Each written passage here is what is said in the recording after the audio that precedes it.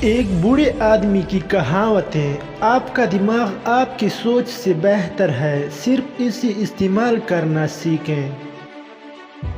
جس طرح لوہا استعمال نہیں کیا جاتا زنگ آلود ہو جاتا ہے، پانی ایک ہی جگہ کھڑا ہونے سے اپنی پاکیزگی کھو دیتا ہے، اسی طرح ذہن کا استعمال نہ ہونے سے ختم ہو جاتا ہے۔ میں ان لوگوں سے محبت کرتا ہوں جو مصیبت میں مسکرا سکتے ہیں، جو کسی انسان پر بھروسہ نہیں کرتا وہ کبھی دھوکہ نہیں کھائے گا۔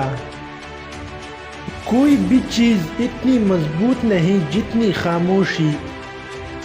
یہ کافی نہیں کہ آپ جو کچھ دیکھتے ہیں اس پر یقین کریں، آپ کو یہ بھی سمجھنا چاہیے کہ آپ کیا دیکھ رہے ہیں۔